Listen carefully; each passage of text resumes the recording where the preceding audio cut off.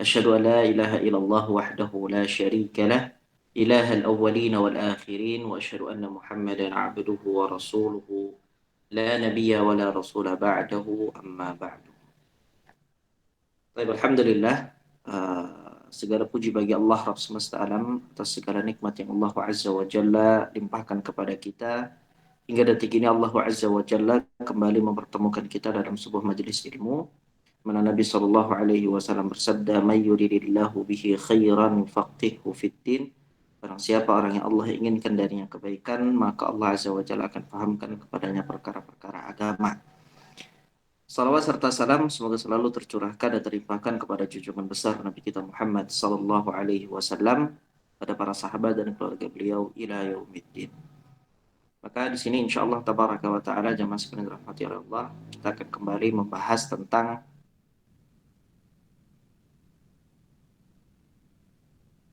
yang terpenting untuk dipelajari oleh setiap muslim, yaitu perkara tauhid, ya, perkara akidah, perkara tentang keimanan. Pada pertemuan yang lalu kita alhamdulillah segala puji bagi Allah sudah menyelesaikan bab yang pertama. Di akhir bab pertama ini ada beberapa pertanyaan yang ini akan membantu kita mengingat kembali apa yang telah kita pelajari bersama di pertemuan-pertemuan yang lalu. Semoga dengan dengan adanya pembahasan dari 6 soal ini akan membantu kita untuk mengingat poin-poin apa saja yang penting untuk diingat dalam pasal-pasal atau bab yang sudah kita bahas bersama. Baik, di sini ada 6 pertanyaan. Yang pertama adalah apa definisi akidah menurut etimologi atau secara bahasa, ya, dan syarak, maksudnya secara istilah. Apa sih definisi akidah itu secara bahasa dan secara istilah? Nah, ini yang pertama.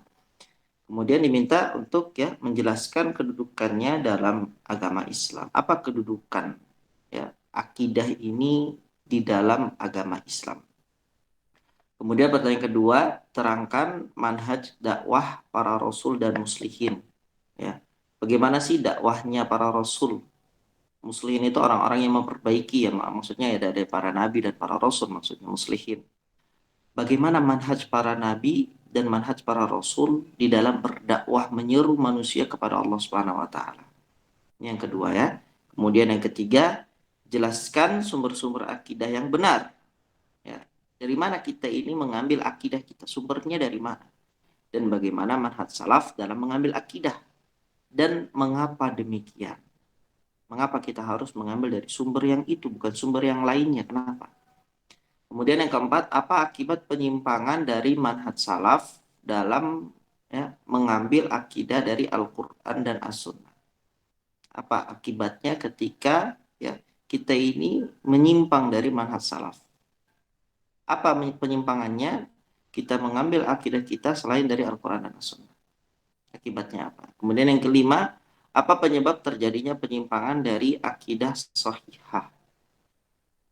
Kemudian yang keenam, langkah-langkah apa saja yang harus ditempuh untuk menanggulangi penyimpangan dari akidah sahihah? Ini semua alhamdulillah sudah kita bahas pada pertemuan lalu. Untuk pertanyaan yang pertama, kita minta Ibu Ita. Ada Ibu Ita? Sudah datang belum? Sudah, Ustaz. Masya Allah. Nah, silakan Ibu. Apa definisi akidah menurut etimologi dan syarah? Lalu jelaskan kedudukannya dalam agama Islam.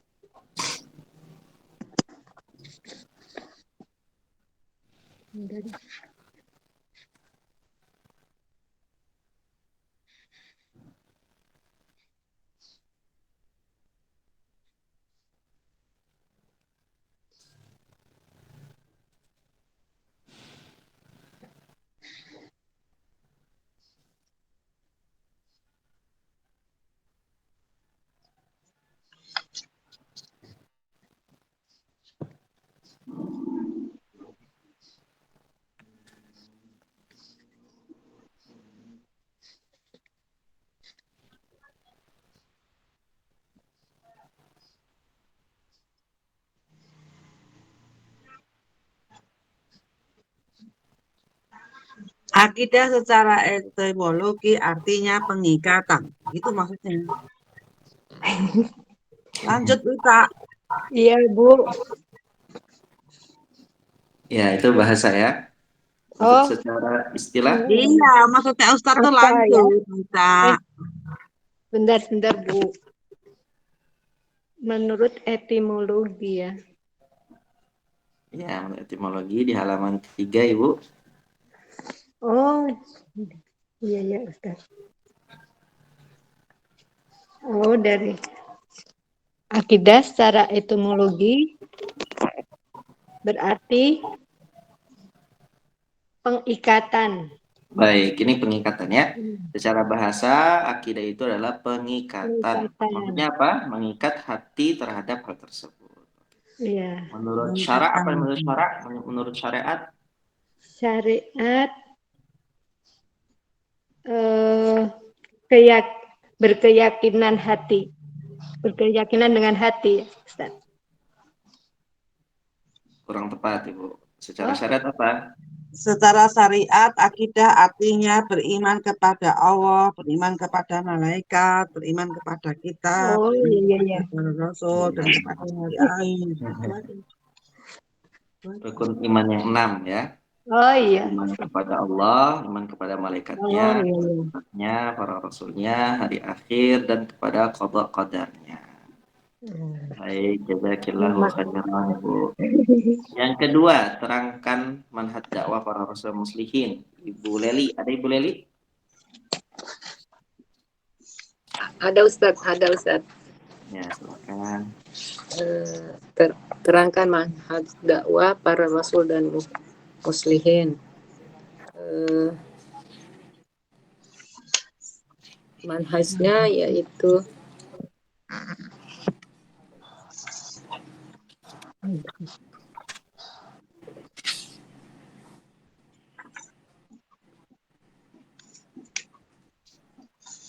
Manhajnya itu artinya yang manhaj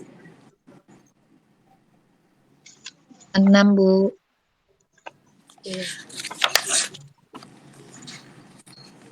yang akidah taufikiyah ya Ustadz. Bukan, sebelumnya di halaman 4, di halaman 5. dengan saya tahu. Lah, iya. Aku aja nggak tahu nih. Ayat-ayat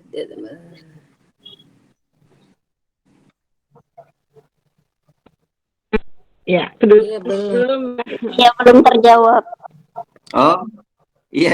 Iya, Oh, itu jawabannya oh, ini maka fundamen bagi bangunan agama, dasar agama gitu. Yang kedudukannya Baik, kedudukan akidah dalam agama Islam. Ini akidah siapa yang dalam menjawab agama ini? Islam. Saya jawab. Oh, baik. Gimana Betul, jawabannya apa? ya. Yang halaman 4 Ustadz adalah merupakan fundamen bagi bangunan agama serta merupakan syarat sahnya amal. Baik, jadi akidah ini merupakan syarat Amal. sahnya amal. Apa itu syarat sah, Ibu? Syarat diterimanya amal itu. Berarti tanpa akidah, amalan seseorang tidak akan diterima. Baik, jazakallah khair, Masya Allah. Berikutnya Ibu Lica. Ada Ibu Lica? Lica. Ika, Ustaz. Oh, Ibu Lika. Masya Allah. Afwan. Baru bangun. Tulisannya pakai C soalnya. Ya. Silahkan nomor 2, Ibu.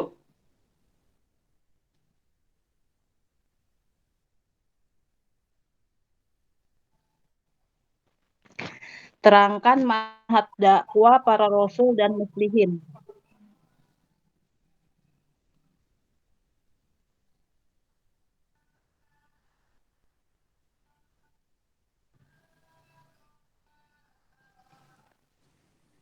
Yang halaman 5 ya Ustaz. Iya, halaman 5. Mengajak para Iya. Yang didakwahkan para rasul pada umatnya La adalah tabudu ilallah, bisa nggak? menyembah Allah semata Iya, menyembah Allah semata ya. dan Jadi ini meninggalkan. dan meninggalkan tauhid. Baik. Jadi dakwahnya para rasul dan para anbiya sejak dahulu yang pertama kali adalah mengajak manusia untuk hanya menyembah Allah saja dan meninggalkan berbagai sembahan selain Allah atau diistilahkan dengan taghut. Ustadz, berarti ini kan tadi menjawab pertanyaan nomor 2. Padahal pertanyaannya terangkan manhaj dakwah para rasul dan muslimin. Berarti kalau kita ulang lagi dari pertanyaan, berarti manhaj dakwah para rasul dan para muslimin adalah menyembah Allah semata dan meninggalkan sesembahan yang dituhankan selain Dia. Itu kan Ustaz, maksudnya. Manhaj dakwah para rasul Iya kan? adalah Heeh. mengajak manusia. Oh, Ya, mengajak manusia. Oke. mengajak manusia untuk hanya beribadah kepada Allah dan menjauhi ibadah selain kepada Allah. Iya. Oh, itu maksudnya. Oke. Oh, gitu ya. Mengajak manusia kepada tauhid dan pelurusan akidah kah? Bisa, maknanya sama ya. Seseorang itu ketika dia bertauhid, karena makna tauhid itu adalah mengesahkan. Ya, menyembah Allah. Dari Ya. wahada yuwahidu tauhidan. Ketika seorang itu mengesahkan Allah, maka sudah pasti dia tidak akan pernah menduakan atau menyekutukan Allah dalam peribadatan. Baik, silakan untuk nomor 3, Ibu Iriana. Ada Ibu Iriana? Iya, Ustaz. Ya, silakan Ibu. Ada, Ustaz. Nggak ada. Oh, Absen, enggak Ustaz. ada. Ibu Ira, ada Ibu Ira? Ada, Ustaz.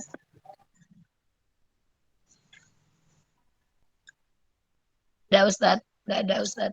Oh, enggak ada ya. Ibu Tika. Ketika adik-adik. Hadir Ustaz. Nah, Silakan sumber akidah. Nomor 3 Ustaz. ya. Halaman 6 jawabnya yang bawah terbatas pada Al-Quran dan As-Sunnah Ustaz. Alhamdulillah. Berarti ya sumber akidah kita itu adalah terbatas pada Al-Quran dan As-Sunnah. Mengapa demikian?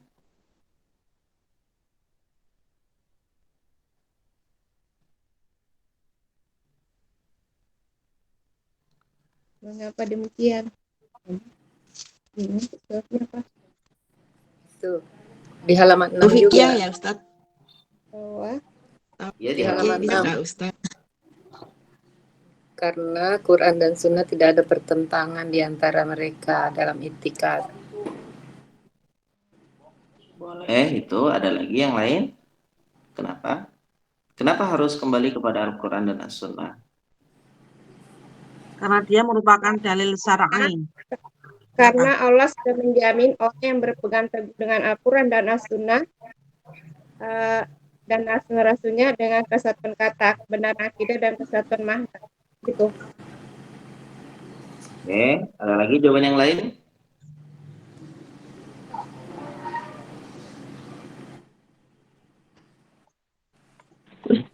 Boleh nggak?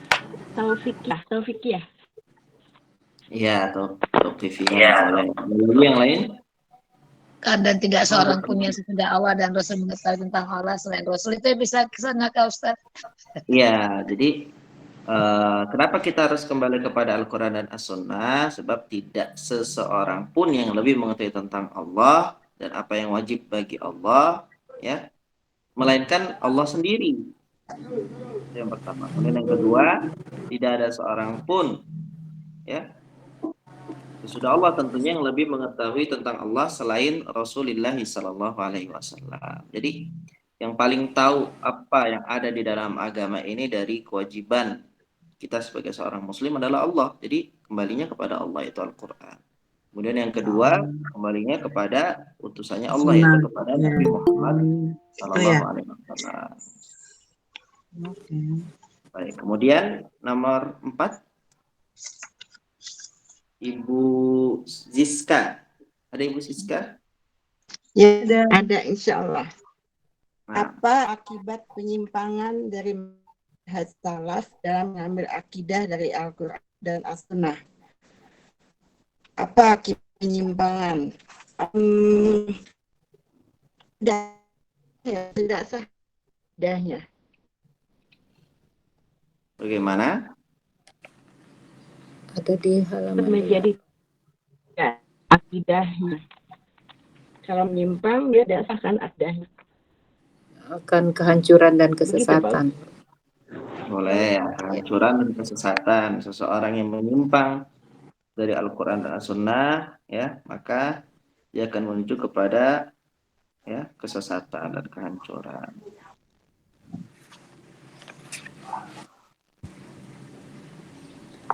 Baik.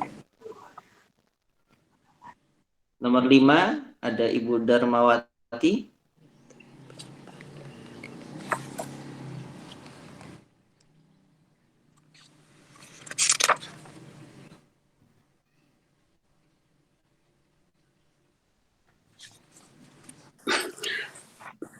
Maaf Ustadz, lagi batuk Ustadz, nggak bisa ngomong.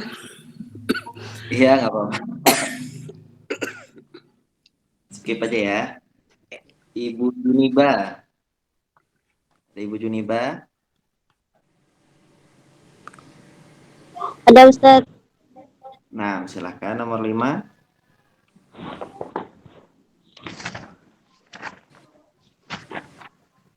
Ila apa penyebab terjadinya penyimpangan dari akidah sohihah? Apa penyebab adanya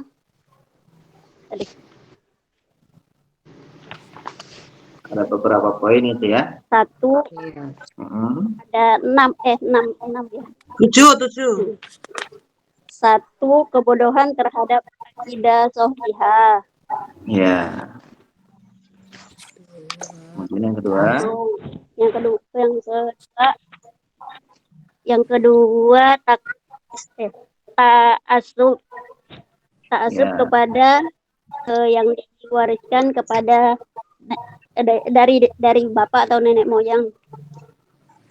Ketiga, taklid buta dapat manusia tanpa dalil.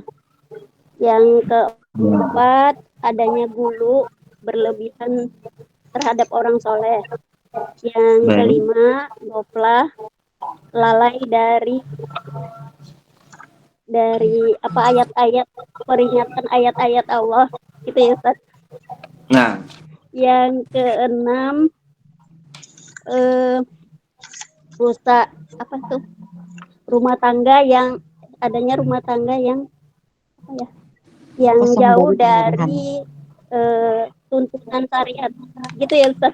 Aduh. ya. Yang ketujuh,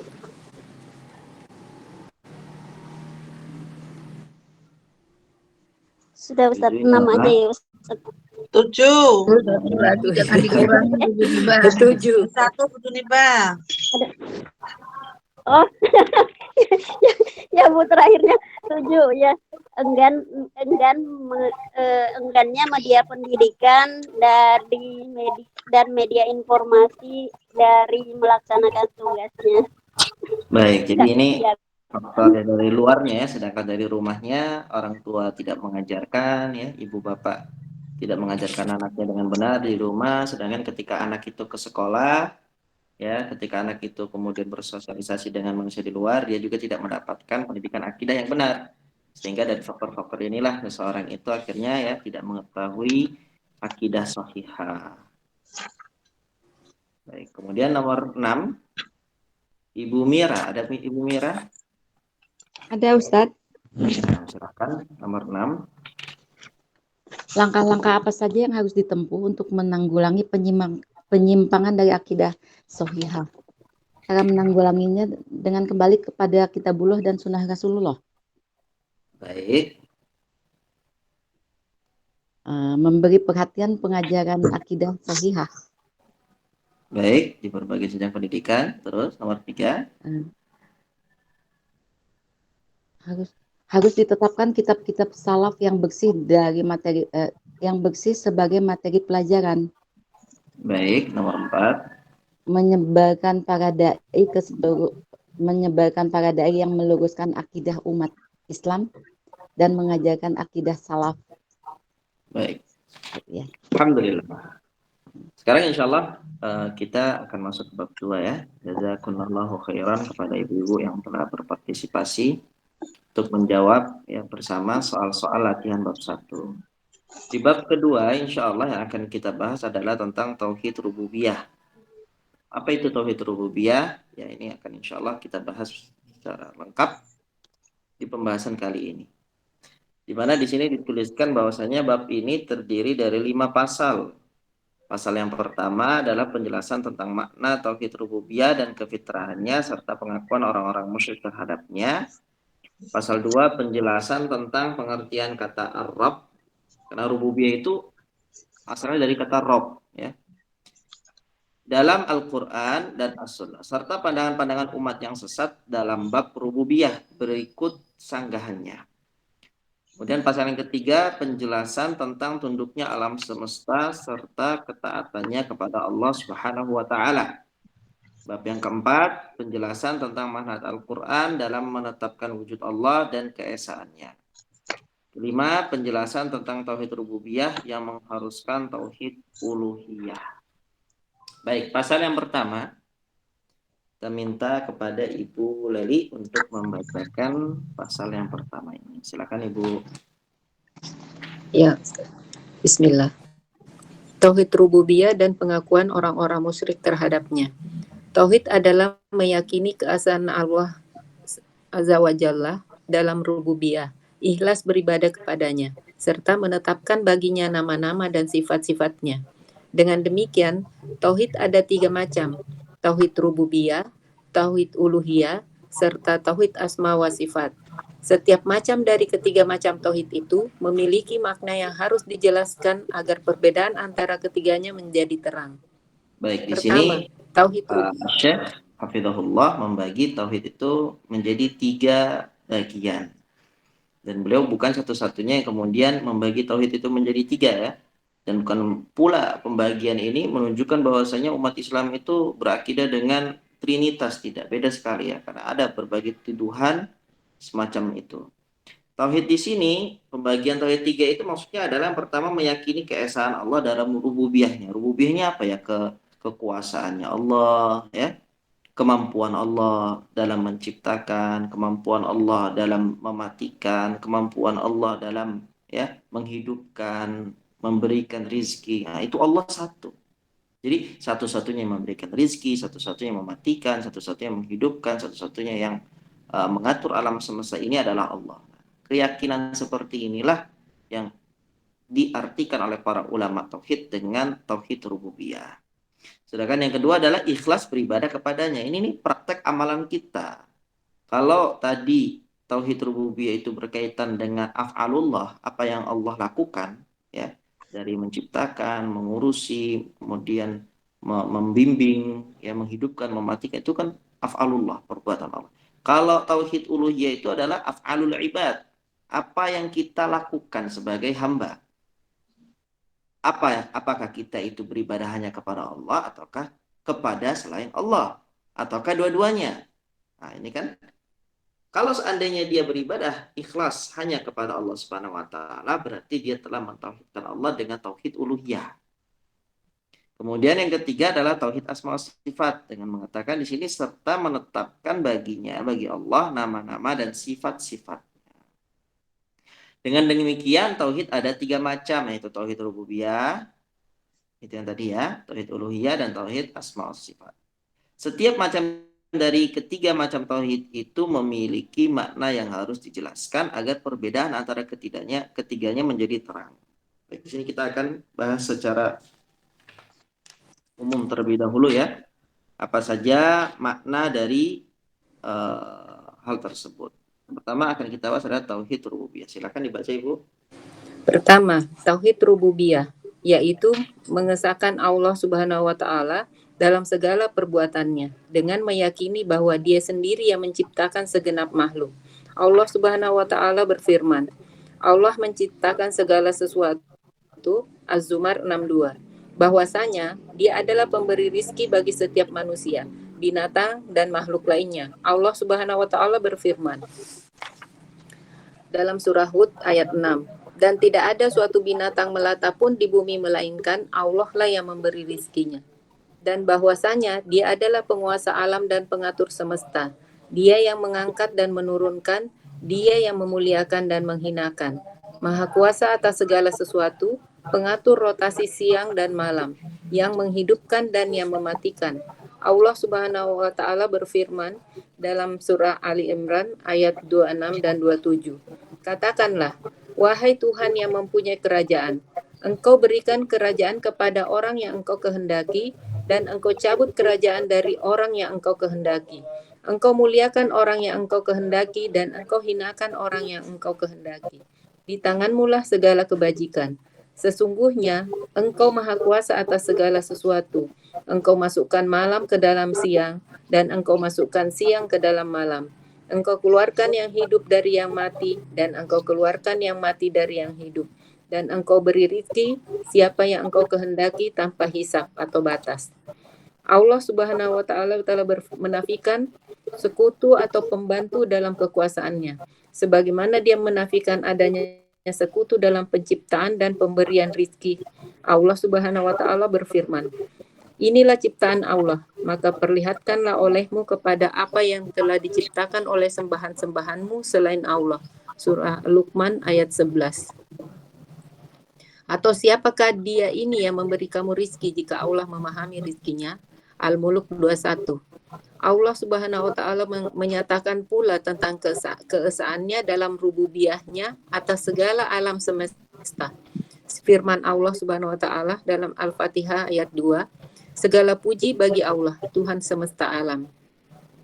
Dan Al-A'raf 54, sesungguhnya Tuhanmu ialah Allah yang telah menciptakan langit dan bumi dalam 6 masa. Lalu Dia bersemayam di atas arsy, Dia menutupkan malam kepada siang yang mengikutinya dengan cepat. Dan diciptakannya pula matahari, bulan, dan bintang-bintang masing-masing tunduk kepada perintahnya. Ingatlah, menciptakan dan memerintah hanyalah hak Allah. Maha suci Allah, Tuhan semesta alam. Allah Subhanahu wa taala menciptakan semua makhluknya di atas fitrah pengakuan terhadap rububiyahnya. Bahkan orang-orang musyrik yang menyekutukan Allah Subhanahu wa taala ada dalam ibadah juga mengakui keesaan rububiyahnya.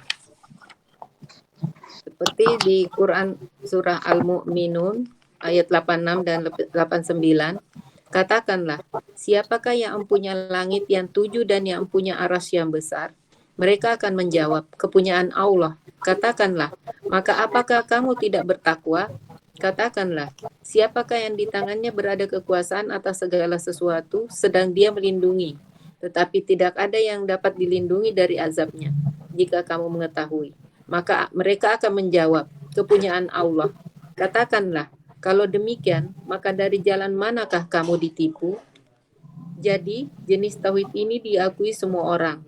Tidak ada umat manapun yang menyangkalnya, bahkan hati manusia sudah difitrahkan untuk mengakuinya, melebihi fitrah pengakuan terhadap yang lainnya, sebagaimana perkataan pada para rasul yang difirmankan Allah Subhanahu wa taala. Rasul-rasul mereka berkata, apakah ada keraguan-keraguan terhadap Allah, pencipta langit dan bumi? Surah Ibrahim ayat 10. Adapun orang yang paling dikenal pengingkarannya adalah Fir'aun. Namun demikian, di hatinya masih tetap meyakininya, sebagaimana perkataan Musa alaihissalam kepadanya. Musa menjawab, sesungguhnya kamu telah mengetahui bahwa tiada yang menurunkan mukjizat-mukjizat itu kecuali Tuhan yang memelihara langit dan bumi sebagai bukti-bukti yang nyata. Dan sesungguhnya aku mengira kamu, hai Fir'aun, seorang yang akan binasa. Quran surah Al-Isra ayat 102. Ia juga menceritakan tentang Fir'aun dan kaumnya. Dan mereka mengingkarinya karena kezaliman dan kesombongan mereka, padahal hati mereka meyakini kebenarannya. An-Naml ayat 14. Begitu pula orang-orang yang mengingkarinya di zaman ini seperti komunis. Mereka hanya menampakkan keingkaran karena kesombongannya. Akan tetapi pada hakikatnya, secara diam-diam batin mereka meyakini bahwa tidak ada satu makhluk pun yang ada tanpa pencipta. Dan tidak ada satu benda pun kecuali ada yang membuatnya. Dan tidak ada pengaruh apapun kecuali pasti ada yang mempengaruhinya. Firman Allah Subhanahu wa taala, At-Tur 35-36. Apakah mereka diciptakan tanpa sesuatu pun, ataukah mereka yang menciptakan diri mereka sendiri? Ataukah mereka telah menciptakan langit dan bumi itu? Sebenarnya mereka tidak meyakini apa yang mereka katakan. Perhatikanlah alam semesta ini, baik yang di atas maupun yang di bawah dengan segala bagian-bagiannya. Anda pasti mendapati semua itu menunjukkan kepada pembuat, pencipta dan pemiliknya. Maka mengingkari di dalam akal dan hati terhadap pencipta semua itu, sama halnya mengingkari ilmu itu sendiri dan mencampakkannya, keduanya tidak berbeda. Adapun pengingkaran adanya Tuhan oleh orang-orang komunis saat ini hanyalah karena kesombongan dan penolakan terhadap hasil renungan dan pemikiran akal sehat. Siapa yang seperti ini sifatnya, maka dia telah membuang akalnya dan mengajak orang lain untuk menertawakan dirinya. Nah, baik, barakallahu fiik wa jazakallahu khair. Di sini pembahasan pertama adalah berkaitan dengan tauhid rububiyah. Apa itu tauhid rububiyah? Mengesahkan Allah Subhanahu wa taala dalam segala perbuatannya. Dengan meyakini bahwa Allah sendirilah yang menciptakan segenap makhluk. Jadi apapun perbuatan Allah yang Allah ceritakan dalam Al-Qur'an maupun yang Nabi SAW sebutkan dalam hadis-hadisnya, kita harus meyakini bahwa Allah lah yang melakukannya sendiri. Seperti misalnya Allahu khaliqu kulli syai', Allah menciptakan segala sesuatu. Sehingga bahwasanya Allah Azza wa Jalla adalah pemberi rizki bagi setiap manusia, binatang, dan makhluknya. Ya, kalau tadi kita meyakini Allah itu yang menciptakan, maka kali ini kita juga meyakini bahwasanya Allah Subhanahu wa taala adalah yang memberikan rizki kepada seluruh makhluknya. Allah sebutkan wa ma min dabbatin fil ardi illa 'ala Allahi rizquha. Tidak ada suatu binatang melata pun di bumi ini melainkan Allah lah yang memberikan rizki. Dan bahwasanya ya keyakinan bahwasanya Allah adalah penguasa alam, pengatur semesta. Allah yang mengangkat dan menurunkan, yang memuliakan dan menghinakan, maha kuasa atas segala sesuatu, pengatur atas siang dan malam, yang menghidupkan dan yang mematikan. Nah, ini semua adalah af'alullah yang tadi kita sebutkan ya, perbuatan-perbuatannya Allah. Ketika kita mengatakan ini semua yang melakukan adalah Allah Subhanahu wa taala dan satu-satunya yang dapat melakukan itu hanyalah Allah, maka di situ pada hakikatnya kita telah mentauhidkan Allah dengan tauhid rububiyah. Allah Subhanahu wa taala berfirman, ya qulillahumma malikal mulk. Katakanlah wahai Rabb yang memiliki kerajaan. Tu'til mulka man tasya. Engkau memberikan kerajaan kepada orang yang engkau kehendaki. Wa tanzi'ul mulka mimman tasya, dan engkau cabut kerajaan dari orang yang engkau kehendaki. Mimman tasya. Wa tu'izzu man tasya wa tudhillu man tasya. Biyadikal khair. Ya. Engkau muliakan orang yang engkau hendaki dan engkau hinakan orang yang engkau kehendaki. Di tanganmu lah segala kebaikan. Innaka ala kulli syai'in qadir. Sesungguhnya engkau maha kuasa atas segala sesuatu. Tulijul laila fil nahari wa tulijul nahara fil lail. Engkau masukkan malam ke dalam siang dan engkau masukkan siang ke dalam malam. Wa tukhrijul hayya minal mayyit wa tukhrijul mayyita minal hayy. Engkau keluarkan yang hidup dari yang mati dan engkau keluarkan yang hidup yang mati dari yang hidup. Wa tarzuqu man tasya'u bighairi hisab, dan engkau beri rezeki kepada siapa yang engkau kehendaki tanpa hisab, yaitu tanpa batas. Ini semua ya af'alullah tadi, perbuatan-perbuatannya Allah. Allah Subhanahu wa taala telah menafikan sekutu atau pembantu dalam kekuasaannya. Maksudnya tidak ada satupun makhluk yang membantu Allah Subhanahu wa taala dalam kekuasaannya Allah. Ya, tidak ada sekutu, tidak ada pembantu dalam kekuasaannya Allah. Berarti Allah ini ya satu-satunya Rabb yang menghidupkan, satu-satunya Rabb yang mematikan, yang menguasai alam semesta ini. Sebagaimana Allah menafikan ada yang sekutu dalam penciptaan dan pemberian rizki. Allah katakan, hadza khalqullah. Inilah ciptaan Allah. Ya. Makhluk-makhluk yang ada di alam semesta ini, inilah ciptaan Allah. Fa'aruni madza khalaqal ladzina min duni, maka perlihatkanlah olehmu kepadaku apa yang telah diciptakan oleh sesembahan-sesembahanmu selain Allah. Ya, Luqman ayat yang ke-11. Jadi kalau seandainya ya ada orang yang menyembah patung, kita tanyakan, ini alam semesta ini khalqullah, ciptaannya Allah. Nah, apa kira-kira yang sudah diciptakan oleh patung-patung kalian ini? Ya. Apa yang sudah diciptakan oleh ya Tuhan-Tuhan kalian ini? Tanyakan kepada mereka. Amman hadzal ladzi yarzuqukum in amsaka rizqa? Atau siapakah dia ini yang memberi kamu rizki jika Allah yang menahan rizkinya? Kalau Allah sudah katakan rizkinya tertahan, siapa yang bisa memberikan? Ya. Kemudian sebaliknya, kalau seandainya Allah yang memberikan rizkinya, siapa yang bisa menahan rizki itu? Allah Subhanahu wa taala menyatakan pula dengan keesaannya dalam rububiyahnya atas segala alam semesta. Dalam surat Al-Fatihah disebutkan alhamdulillahi rabbil alamin. Segala puji bagi Allah, Rabb semesta alam. Inna rabbakumullahu alladzi khalaqas samawati wal ard fi sittati ayyam. Sungguhnya Allah itu adalah Rabb kalian yang Allah telah menciptakan langit dan bumi dalam 6 masa. Tsumma stawa 'alal arsy. Kemudian Allah bersemayam di atas arsy. Yughshil lailan nahara yatlubuhu hatithan wasyamsa wal qamara wan nujuma musakhkharatin bi amri. Ya. Allah menutupkan malam kepada siang yang mengikutinya dengan cepat, dan diciptakannya pula matahari, bulan, bintang masing-masing tunduk kepada perintahnya. Ala lahul khalqu wal amr. Ala lahul khalqu wal amru. Ingatlah, menciptakan dan memerintah itu hanyalah haknya Allah Subhanahu wa taala. Jadi yang berhak untuk menciptakan itu Allah semata. Begitu juga yang berhak untuk memerintah, yang memberikan hukum, yang memberikan peraturan, yang melarang, yang memerintahkan, ya, mengatakan halal, mengatakan haram, itu hanyalah Allah. Karena Allah yang sudah menciptakan, maka Allah juga lah yang berhak untuk mengatur alam semesta ini. Apa yang boleh dimakan, apa yang tidak boleh dimakan, apa yang harus dilakukan, apa yang tidak boleh dilakukan, apa yang harus diyakini, apa yang tidak boleh diyakini, itu aturannya Allah Subhanahu wa taala, yang tidak ada celah sedikit pun bagi manusia untuk membangkang kepada ya aturan-aturannya Allah. Tabarakallahu rabbul alamin, maha suci Allah Rabb semesta alam. Allah Subhanahu wa taala menciptakan semua makhluknya di atas fitrah, pengakuan terhadap rububiyahnya. Ya. Bahkan orang-orang musyrik yang menyekutukan Allah dalam ibadah juga mengakui keesaan rububiyahnya. Nah, ini memang Allah Subhanahu wa taala itu menciptakan semua makhluknya di atas fitrah. Fitrahnya apa? Mengakui akan kerububiyahannya Allah. Mengakui Allah yang menciptakan, Allah yang mematikan, Allah yang mengurus, mengatur seluruh alam semesta ini. Ya. Bahkan orang-orang yang ibadahnya pun menyekutukan Allah, pada akhirnya mereka mengakui poin rububiyahan Allah ini. Dalam surat Al-Mu'minun ayat 86 sampai 89 dijelaskan, ya. Qul man rabbus samawati sab'i wa rabbul arsyil azim. Katakanlah ya Muhammad kepada mereka, siapakah yang mempunyai langit yang 7 dan yang mempunyai arsy yang besar itu? Sayaquluna lillah. Orang-orang musyrik itu akan menjawab, semua ini milik Allah.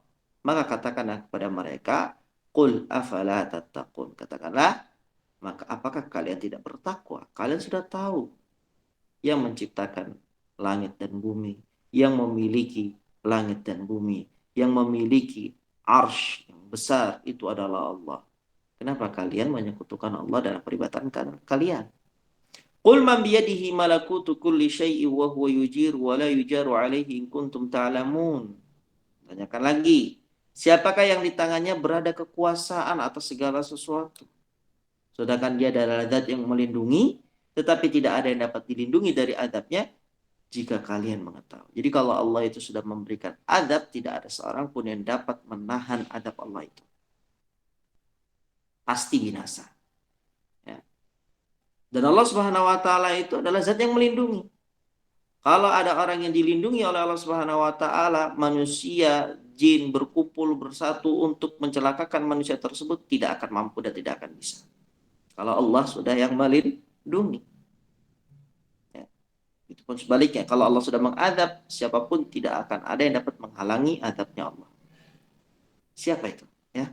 Jadi pertanyaan ini ditanyakan kepada orang-orang musyrik. Siapa yang mempunyai langit dan bumi? Siapa yang melindungi kita? Ya. Siapa yang kalau memberikan adab tidak ada yang dapat menahannya? Kalau kalian tahu jawabannya, mereka akan mengatakan apa? Sayaquluna lillah. Mereka akan katakan, kepunyaan Allah lah itu semua. Qul fa'anna tusharun. Maka katakanlah, kalau demikian, maka dari jalan manakah kalian ditipu?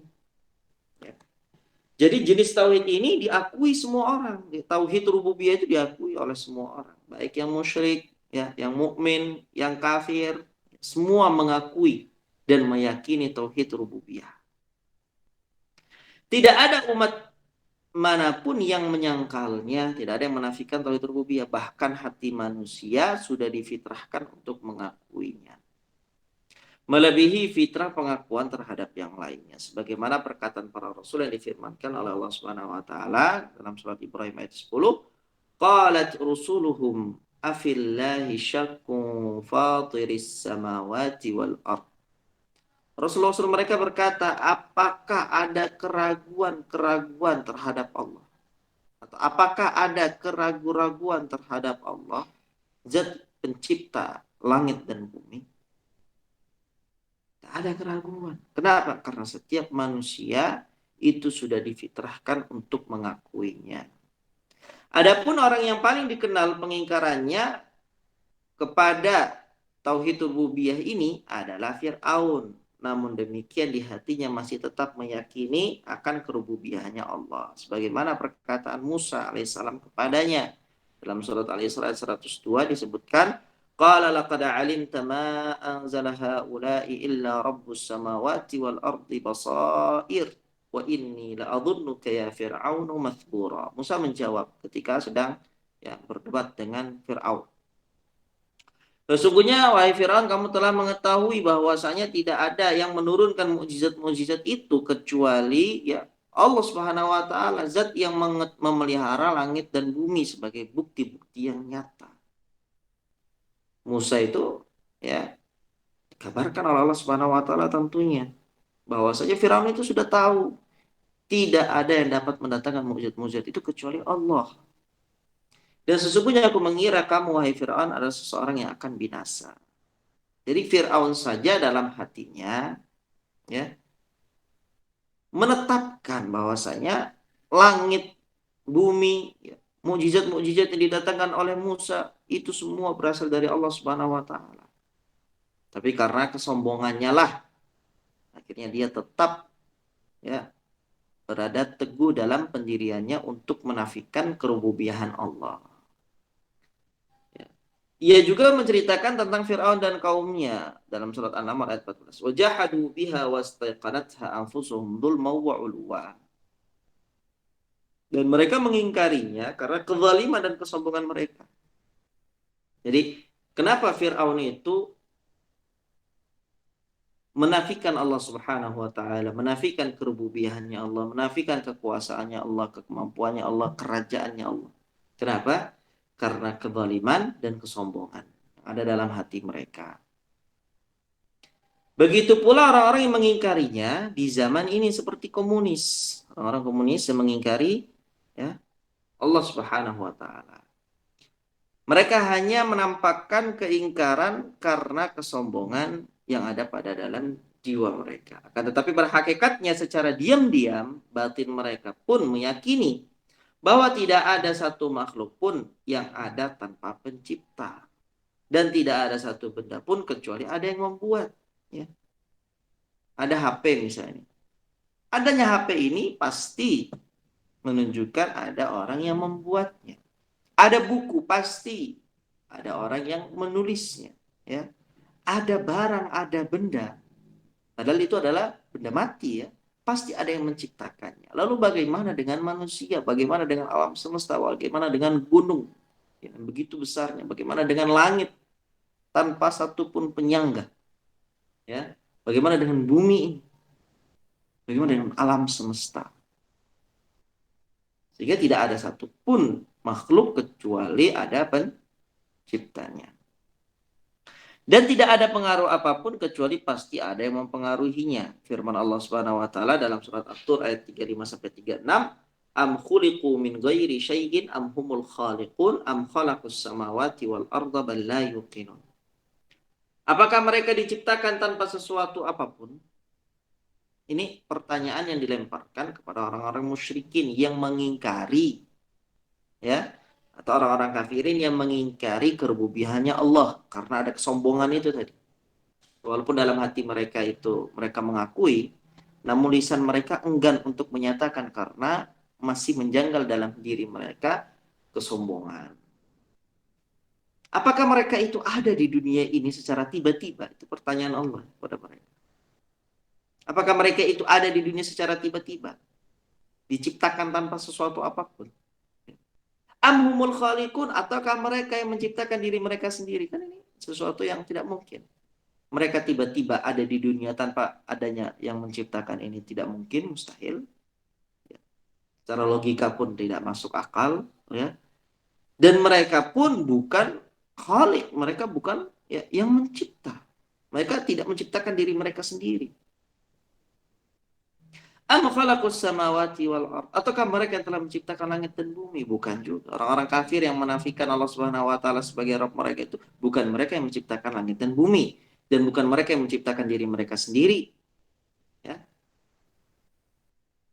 Bal la yuqinun, sebenarnya mereka tidak meyakini apa yang mereka katakan. Jadi ketika mereka mengingkari Allah Subhanahu wa taala sebagai Rabb, pencipta alam, itu pada hakikatnya mereka tidak meyakini apa yang mereka katakan. Jadi ada kontradiksi ya, antara hati mereka dengan lisan mereka. Perhatikanlah alam semesta ini, baik yang di atas maupun yang di bawah. Dengan segala bagian-bagiannya, Anda pasti mendapati semua itu menunjukkan kepada pembuat, pencipta, dan pemiliknya. Jadi di sini Syekh Hafizullah ingin menegaskan kepada kita bahwasanya semua makhluknya Allah Subhanahu wa taala itu meyakini akan kerububiahannya Allah. Bahwa Allah yang menciptakan, Allah yang mematikan. Ya. Kecuali satu jenis makhluk, yaitu orang-orang yang sombong. Maka orang-orang yang sombong inilah mereka yang menafikan kerububiahannya Allah. Ya. Orang sombong inilah yang mereka menafikan kerububiahannya Allah Subhanahu wa ta'ala. Walaupun pada dasarnya ya, hati mereka itu ya pasti meyakini bahwa saya tidak ada makhluk tanpa pencipta, tidak ada barang tanpa, tidak ada benda tanpa orang yang membuat, dan tidak ada pengaruh apapun kecuali pasti ada yang mempengaruhinya. Baik, maka mengingkari di dalam akal dan hati terhadap pencipta semua itu sama halnya mengingkari ilmu itu sendiri dan mencampakkannya. Keduanya tidaklah berbeda. Adapun pengingkaran adanya Tuhan oleh orang-orang komunis saat ini hanyalah karena kesombongan dan penolakan terhadap hasil renungan dan pemikiran akal sehat. Siapa yang seperti ini sifatnya, maka dia telah membuang akalnya dan mengajak orang lain untuk menertawakan dirinya sendiri. Baik. Pasal kedua, silakan dibaca Ibu. Pasal 2. Pengertian Rob dalam Al-Quran dan As-Sunnah dan dalam pandangan umat-umat yang sesat. 1. Pengertian Rob dalam Al-Quran dan As-Sunnah. Rob adalah bentuk masdar berasal dari robba yarubbu, yang berarti nasya'a syai'a min halin ila halin tamam. Mengembangkan sesuatu dari satu keadaan pada keadaan lain sampai pada keadaan yang sempurna, dan bisa diungkapkan dengan robbahu warobbahu warobbabahu. Jadi rob adalah kata masdar yang dipinjam untuk fa'il atau pelaku. Kata-kata ar-rob tidak disebut sendirian, kecuali untuk Allah Subhanahu wa ta'ala yang menjamin kemaslahatan seluruh makhluk. Adapun jika diidofahkan atau ditambahkan kepada yang lain, maka hal itu bisa untuk Allah Subhanahu wa ta'ala dan bisa untuk lainnya. Seperti firman Allah Subhanahu wa ta'ala, Rob semesta alam, Al-Fatihah ayat 2. Juga firman-Nya, Asy-Syu'ara ayat 26, Tuhanmu dan Tuhan nenek-nenek moyang kamu yang dahulu. Dikatakan, Robbud dar, tuan rumah, atau pemilik rumah, Robbul faros, pemilik kuda. Dan diantaranya lagi adalah perkataan Nabi Yusuf alaihissalam yang difirmankan oleh Allah Subhanahu wa ta'ala dalam surah Yusuf ayat 42. Terangkanlah keadaanku pada tuanmu. Maka setan menjadikan dia lupa menerangkan keadaan Yusuf kepada tuannya. Dan firman Allah Subhanahu wa ta'ala di surah Yusuf 50, kembalilah kepada tuanmu di surah Yusuf 41, adapun salah seorang di antara kamu berdua akan memberi minum tuannya dengan khamar. Rasulullah Shallallahu Alaihi Wasallam bersabda dalam hadis unta yang hilang, hatta yajidaha robbuha, sampai sang pemilik menemukannya. Maka jelaslah bahwa kata Rob diperuntukkan untuk Allah Subhanahu wa Ta'ala jika ma'rifat dan mudhof, sehingga kita mengatakan misalnya Ar-Rabbu, Tuhan Allah, Rabbul Alamin, penguasa semesta alam, atau Rabbun Nas, Tuhan manusia, dan tidak diperuntukkan kepada selain Allah Subhanahu wa Ta'ala kecuali jika diidofahkan, misalnya Rabbud Dar, tuan rumah, atau Rabbul Ibil, pemilik unta, dan lainnya. Maka Rabbul Alamin adalah Allah Subhanahu wa Ta'ala pencipta alam semesta. Bukan maka, makna. Oh, makna. Makna Rabbul Alamin adalah Allah Subhanahu wa Ta'ala pencipta alam semesta, pemilik, pengurus, dan pembimbing mereka dengan segala nikmatnya, serta dengan mengutus para rasulnya, menurunkan kitab-kitabnya, dan pemberi balasan atas segala perbuatan makhluknya. Imam Ibnul Qayyim rahimahullah berkata bahwa konsekuensi rububiyah adalah adanya perintah dan larangan kepada hamba, membalas yang berbuat baik dengan kebaikan, serta menghukum yang jahat atas kejahatannya. Nah, di sini dijelaskan di pasal yang kedua adalah pengertian Rob. Jadi kalau tadi kita bahasa kata tauhid rububiyah itu asal katanya dalam bahasa Arab itu dari kata Robbun, ya, Rob. Nah, maka pada pasal ini kita akan mempelajari kira-kira Rob itu pengertiannya apa di dalam Al-Quran, di dalam As-Sunnah, ya, dan dalam pandangan umat-umat yang sesat. Kata Rob itu seperti apa? Yang pertama, pengertian Rob dalam Al-Quran dan As-Sunnah. Rob adalah bentuk masdar berupa Robba yarubbu, ya, Robba yarubbu yang berarti nasya'a syai'an min halin ila halin tamam. Jadi ada kaitannya, ya, sangkut pautnya dengan bahasa Arab. Apa itu masdar, ya, apa itu tadi disebut fa'il, ya, itu insya Allah tidak akan kita bahas secara lebih dalam, tapi pada intinya Rob itu adalah, ya, berasal dari kata robba yarubu yang maknanya adalah mengembangkan sesuatu dari satu keadaan pada keadaan lain sampai pada keadaan yang sempurna. Itu makna robba yarubu. Ya. Dan bisa diungkapkan dengan rabbahu warabbabahu. Jadi Rabb itu adalah kata masdar yang dipinjam untuk fa'il atau pelaku. Kata-kata Ar-Rabb tidak disebut sendirian kecuali untuk Allah yang menjamin kemaslahatan seluruh makhluk. Adapun jika diidofahkan ini apa maknanya? Ditambahkan kepada yang lain, disandarkan kepada kata yang berikutnya, itu namanya diidofahkan, ya, dalam bahasa nahwunya. Maka hal itu bisa untuk Allah dan bisa untuk selain Allah. Jadi ini maksudnya. Kalau kata Rob dalam bahasa Arab, ini dalam bahasa Arab konteksnya. Kalau kata Rob dalam bahasa Arab itu berdiri sendiri, satu saja, maka sudah pasti maknanya adalah kepada Allah Subhanahu wa Ta'ala. Makna yang terkandung di situ, Rob ini adalah Allah, otomatis. Tapi kalau kata Rob itu disandarkan kepada kata berikutnya, jadi ada dua kata di situ, maka makna dari Rob di situ bisa mengarah kepada Allah, ya, ataupun bisa mengarah kepada makhluk. Kita sebutkan contohnya. Seperti firman Allah dalam surat Al-Fatihah, Rabbil Alamin, Rabb semesta alam. Nah, Rabb di sini diidofahkan, disandarkan kepada kata setelahnya, yaitu kata Al-Alamin, semesta alam. Berarti di sini makna Rabbul Alamin ini kita pahami adalah makna khusus kepada Allah Subhanahu wa Ta'ala. Jadi sesuai konteksnya, ya. Ini yang pertama. Kemudian, ya, dalam surat Asy-Syu'ara ayat 26, qala rabbukum wa rabbu abaikumul awwalin. Berkata Rabb kalian dan Rabb nenek-nenek moyang kalian yang terdahulu. Ada kata rabbukum, Rabb kalian. Ini ada idofah juga, ada penyandaran dari kata Rabb kepada kata kalian. Maka ini dipahami maknanya adalah Allah Subhanahu wa taala. Maka Rabb di sini dimaknai Allah Subhanahu wa taala. Baik, ini yang pertama.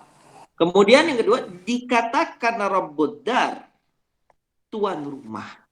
Rabbul Faras, itu pemilik kuda. Dan diantaranya lagi adalah perkataan Nabi Yusuf yang difirmankan Allah. Baik, sekarang yang kedua, makna kata Rabb kalau dia disandarkan kepada kata berikutnya dan mengandung makna selain Allah. Itu kalau kita dapati dalam konteks bahasa Arab, contohnya Rabbud Dar.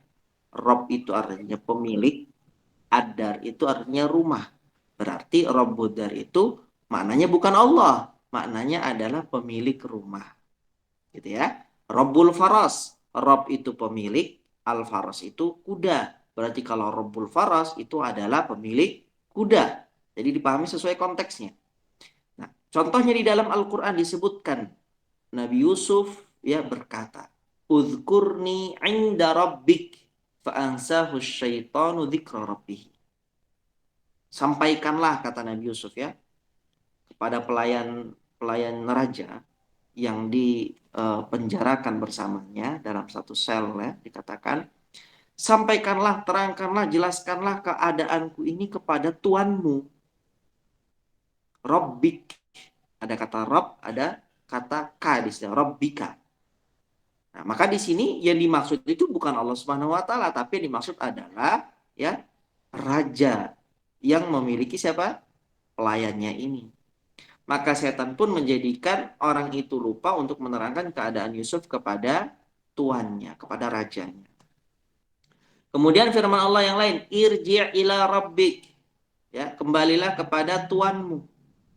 Jadi ini ada idofah, ini ada penyandaran kata Rabb dengan kata berikutnya. Maka ini dipahami ya, bisa memaknai paham dikembalikan kepada makna Allah atau bisa dimaknai kepada selain Allah, tergantung konteks kalimatnya.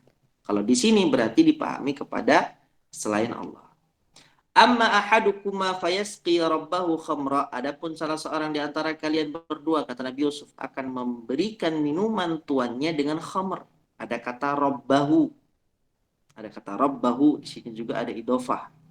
Kemudian dalam hadis disebutkan hatta yajidaha rabbuha, sampai sang pemiliknya menemukannya. Ada kata Rabb. Kata Rabb di sini ketika dia diidofahkan tergantung konteksnya. Ternyata di sini maknanya adalah pemilik onta, bukan Allah Subhanahu wa taala. Maka kesimpulannya jelaslah bahwa kata Rabb diperuntukkan untuk Allah jika ma'rifah dan mudhaf. Sehingga kita mengatakan misalnya Ar-Rabbu atau Rabbul Alamin atau Rabbun Nas, itu maksudnya adalah Allah Subhanahu wa taala. Ya. Kalau disebutkan Ar-Rabbu, dia berdiri sendiri nih. Kalau berdiri sendiri sudah pasti ini maknanya adalah Allah. Kalau dia disandarkan kepada kata berikutnya ya, dan itu konteksnya adalah Allah, maka kita artikan juga ini adalah Allah. Rabbul Alamin, contohnya penguasa alam semesta, karena tidak mungkin ada manusia yang menguasai alam semesta. Yang memiliki alam semesta itu tidak mungkin. Itu pasti maknanya konteksnya adalah Allah Subhanahu wa taala. Rabbun Nas itu maknanya adalah Tuhannya manusia, ya, yang memiliki semua manusia. Itu Allah Subhanahu wa taala, tidak mungkin dimaknai selain Allah. Baik. Dan tidak diperuntukkan kepada selain Allah Subhanahu wa taala kecuali jika diidofahkan. Misalnya Rabbud Dar. Tadi ya, tuan rumah dalam bahasa Arab. Rabbul Ibil, pemilik unta. Makna Rabbul Alamin adalah Allah, pencipta alam semesta, pemilik, pengurus, dan pembimbing mereka dengan segala nikmatnya, serta dengan mengutus para rasulnya, menurunkan kitab-kitabnya, dan pemberi balasan atas segala perbuatan makhluknya. Itu tadi dari segi bahasa Arab saja ya. Imam Ibnul Qayyim rahimahullah berkata bahwa konsekuensi rububiyah adalah adanya perintah dan larangan kepada hamba, membalas yang berbuat baik dengan kebaikan serta menghukum yang jahat atas kejahatannya. Ini dalam kitab Madarijus Salikin, Imam Ibnul Qayyim mengatakan sebuah perkataan yang sangat penting untuk kita ketahui ya, konsekuensi dari rububiyah. Apa sih kira-kira konsekuensi seseorang itu ketika dia sudah mengucapkan, oh, yang mematikan saya Allah, yang menghidupkan saya Allah, yang mengatur rezeki saya Allah. Apa konsekuensinya? Berarti konsekuensinya akan adanya perintah dan larangan. Allah satu-satunya yang berhak melarang orang tersebut. Allah satu-satunya yang berhak memerintah orang tersebut, ya. Dia harus taat, patuh, tunduk itu hanya kepada Allah. Dengan itu juga konsekuensinya bahwasanya Allah lah yang, ya, akan membalas perbuatan baik dia maupun menghukum keburukan yang dia lakukan. Ini yang disebutkan oleh Imam Ibnul Qayyim dalam kitab Madarijus Salikin. Baik, berikutnya silakan Ibu dibaca dan lanjutkan. Nomor 2. Pengertian Rob menurut pandangan umat-umat yang sesat. Allah Subhanahu wa Ta'ala menciptakan manusia dengan fitrah mengakui tauhid serta mengetahui Rob sang pencipta. Firman Allah Subhanahu wa Ta'ala dalam surah Ar-Rum ayat 30. Maka hadapkanlah wajahmu dengan lurus kepada agama Allah. Tetaplah atas fitrah Allah yang telah menciptakan manusia menurut fitrah itu. Tidak ada perubahan dalam fitrah Allah. Itulah agama yang lurus, tetapi kebanyakan manusia tidak mengetahui.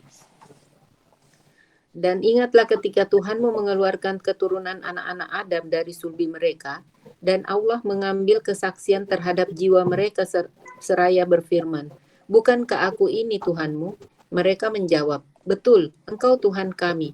Kami menjadi saksi. Kami lakukan yang demikian itu agar di hari kiamat kamu tidak mengatakan, sesungguhnya kami Bani Adam adalah orang-orang yang lengah terhadap ini, keesaan Tuhan. Al-A'raf 172. Jadi, mengakui rububiyah Allah Subhanahu wa Ta'ala dan menerimanya adalah sesuatu yang fitri, sedangkan syirik adalah unsur yang datang kemudian. Baginda Rasulullah Shallallahu Alaihi Wasallam bersabda, setiap bayi dilahirkan atas dasar fitrah, maka kedua orang tuanya lah yang menjadikannya Yahudi, Nasrani atau Majusi. Hadis riwayat Al-Bukhari dan Muslim. Seandainya seorang manusia diasingkan dan dibiarkan fitrahnya, maka ia akan mengarah kepada tauhid yang dibawa oleh para rasul, yang disebutkan oleh kitab-kitab suci dan ditunjukkan oleh alam. Akan tetapi, bimbingan yang menyimpang dan lingkungan yang ateis itulah faktor penyebab yang mengubah pandangan si bayi. Dari sanalah seorang anak manusia mengikuti bapaknya dalam kesesatan dan penyimpangan. Allah Subhanahu wa Ta'ala berfirman dalam hadis qudsi, Aku ciptakan hamba-hambaku dalam keadaan lurus bersih, maka setanlah yang memalingkan mereka. Hadis riwayat Muslim dan Ahmad. Maksudnya, memalingkan mereka kepada berhala-berhala dan menjadikan mereka itu sebagai Tuhan selain Allah. Maka mereka jatuh dalam kesesatan, keterasingan, perpecahan, dan perbedaan.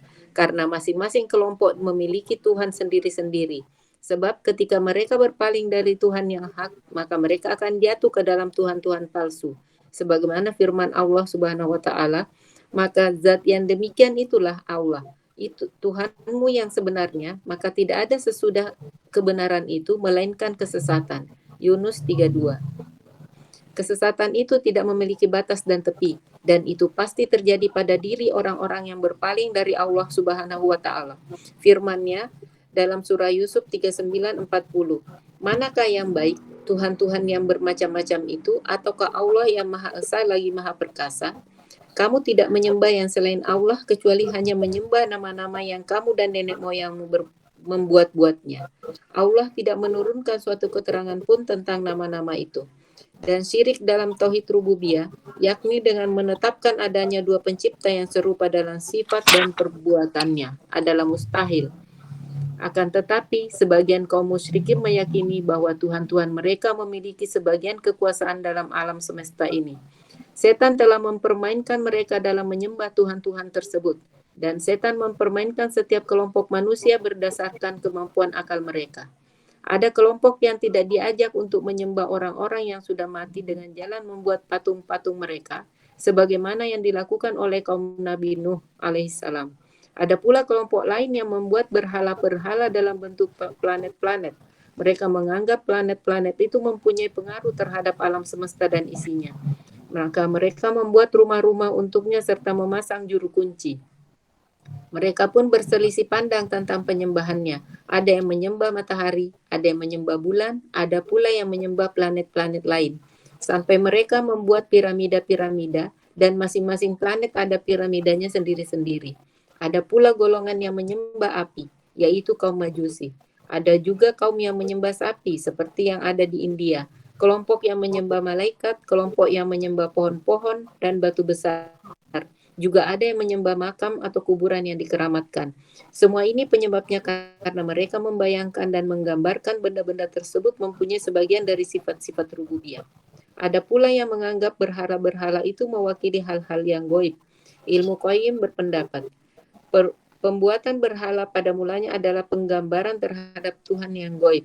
Lalu mereka membuat patung berdasarkan bentuk dan rupa sesuatu yang dipertuhankan, agar bisa menjadi wakilnya serta mengganti kedudukannya. Kalau tidak begitu, maka sesungguhnya setiap orang yang berakal tidak mungkin akan memahat patung dengan tangannya sendiri, kemudian meyakini dan mengatakan bahwa patung pahatannya sendiri itu adalah Tuhan sembahannya. Begitu pula para penyembah kuburan, baik dahulu maupun sekarang. Mereka mengira orang-orang mati itu dapat membantu mereka, juga dapat menjadi perantara antara mereka dengan Allah Subhanahu wa Ta'ala dalam pemenuhan hajat-hajat mereka. Mereka mengatakan dalam surah Az-Zumar ayat 3, kami tidak menyembah melainkan supaya mereka mendekatkan kami kepada Allah dengan sedekat-dekatnya. Dalam surah Yunus 18, dan mereka menyembah selain kepada Allah apa yang tidak dapat mendatangkan kemudaratan kepada mereka dan tidak pula kemanfaatan, dan mereka berkata mereka itu adalah pemberi syafaat kepada kami di sisi Allah. Sebagaimana halnya sebagian kaum musyrikin Arab dan Nasrani mengira Tuhan-Tuhan mereka adalah anak-anak Allah Subhanahu wa Ta'ala. Kaum musyrikin Arab menganggap malaikat adalah anak-anak perempuan Allah. Orang Nasrani menyembah Isa alaihissalam atas dasar anggapan ia adalah anak laki-laki Allah. Baik, berikutnya silakan dibaca Bu, dikit lagi. 3. Sanggahan terhadap pandangan yang batil di atas. Allah Subhanahu wa Ta'ala telah menyangga pandangan-pandangan tersebut. A. Sanggahan terhadap para penyembah berhala dalam surah An-Najm ayat 19 dan 20. Maka apakah patut kamu, hai orang musyrik, menganggap Al-Lata dan Al-Uzza dan Manah yang ketiga yang paling terkemuka sebagai anak perempuan Allah? Tafsir ayat tersebut menurut Imam Al-Qurtubi, sudahkah engkau perhatikan baik-baik Tuhan ini? Apakah mereka bisa mendatangkan manfaat atau mudarat sehingga mereka itu dijadikan sebagai sekutu Allah? Allah berfirman dalam surah Asy-Syu'ara 6974, dan bacakanlah kepada mereka kisah Ibrahim ketika berkata kepada bapaknya dan kaumnya, apakah yang kamu sembah? Mereka menjawab, kami menyembah berhala-berhala dan kami senantiasa tekun menyembahnya. Ibrahim berkata, apakah berhala-berhala itu mendengar doamu sewaktu kamu berdoa kepadanya? Atau dapatkah mereka memberi manfaat kepadamu atau memberi mudarat? Mereka menjawab, bukan karena itu, sebenarnya kami mendapati nenek moyang kami berbuat demikian. Mereka sepakat berhala-berhala itu tidak bisa mendengar permohonan, tidak bisa mendatangkan manfaat dan mudarat, akan tetapi mereka menyembahnya karena taklid buta kepada nenek moyang mereka. Sedangkan taklid adalah hujjah yang batil. B. Sanggahan terhadap penyembah matahari, bulan, dan bintang. Allah Subhanahu wa Ta'ala berfirman, Al-A'raf 54, dan diciptakannya pula matahari, bulan, dan bintang-bintang, masing-masing tunduk kepada perintahnya. Al-Fussilat 37, dan sebagian dari tanda-tanda kekuasaannya ialah malam, siang, matahari, dan bulan. Janganlah bersujud kepada matahari dan jangan pula kepada bulan, tetapi bersujudlah kepada Allah yang menciptakannya jika kamu hanya kepadanya saja menyembah. C. Sanggahan terhadap penyembah malaikat dan Nabi Isa alaihissalam atas dasar anggapan sebagai anak Allah. Allah Subhanahu wa Ta'ala berfirman di surat Al-Mu'minun 91, Allah sekali-sekali tidak mempunyai anak. Di Al-An'am 101, sebagaimana dia mempunyai anak padahal dia tidak mempunyai istri. Bagaimana dia mempunyai anak padahal dia tidak mempunyai istri. Di Al-Ikhlas 34, dia tidak beranak dan tidak pula diperanakkan dan tidak ada seorang pun yang setara dengan dia. Baik. Setelah membahas pengertian Rabb menurut Al-Quran dan As-Sunnah, apa sih makna Rabb itu menurut Quran dan Sunnah? Maka di sini kita akan membahas apa pengertian Rabb menurut pandangan umat-umat yang sesat. Ya, pengertian Rabb menurut orang-orang yang menyembah berhala, pengertian Rabb kepada orang-orang yang menyembah malaikat, yang menyembah setan, yang menyembah matahari, yang menyembah bulan, dan lain-lainnya. Allah Subhanahu wa Ta'ala menciptakan manusia dengan fitrah. Ini sudah harus kita pahami. Allah menciptakan manusia itu sesuai dengan fitrah. Fitrahnya itu apa sih? Mengakui tauhid serta mengetahui Rabb sang pencipta. Apa dasar dari keyakinan ini? Surat Ar-Rum ayat 30, maka hadapkanlah wajahmu dengan lurus kepada agama Allah. Tetaplah atas fitrah Allah yang telah menciptakan manusia menurut fitrah itu.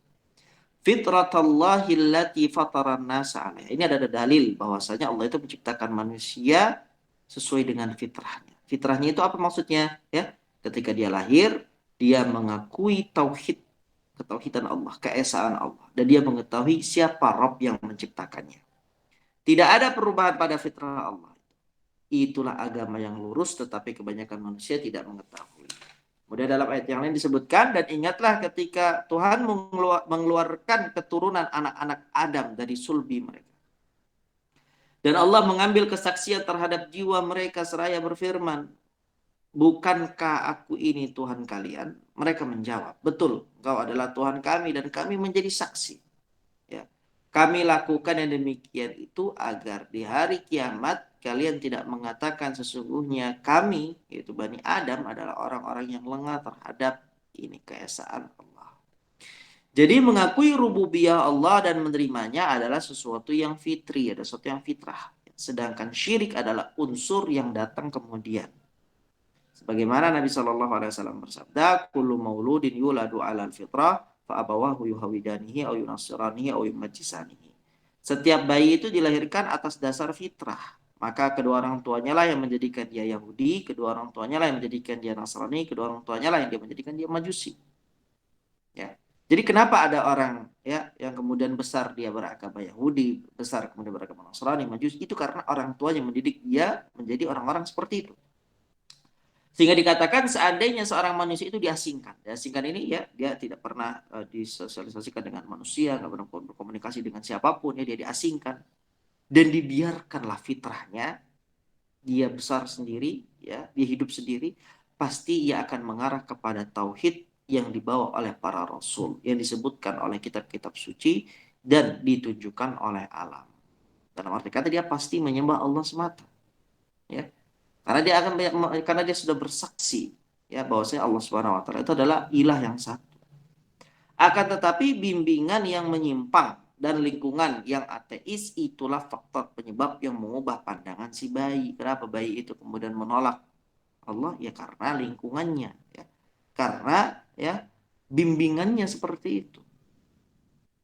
Dari sanalah seorang anak manusia mengikuti bapaknya dalam kesesatan dan penyimpangan. Allah Subhanahu wa taala berfirman dalam hadis qudsi, khalaqtu ibadi hunafa. Aku ciptakan hamba-hambaku itu dalam keadaan lurus bersih, enggak ada penyimpangan, bertauhid. Fajtalathumus syayatin, akan tetapi setanlah yang memalingkan mereka dari pengesaan kepada diriku. Maksudnya memalingkan mereka kepada berhala-berhala dan menjadikan mereka itu sebagai Tuhan selain Allah. Jadi setanlah yang membisikkan mereka untuk mereka menyembah berhala.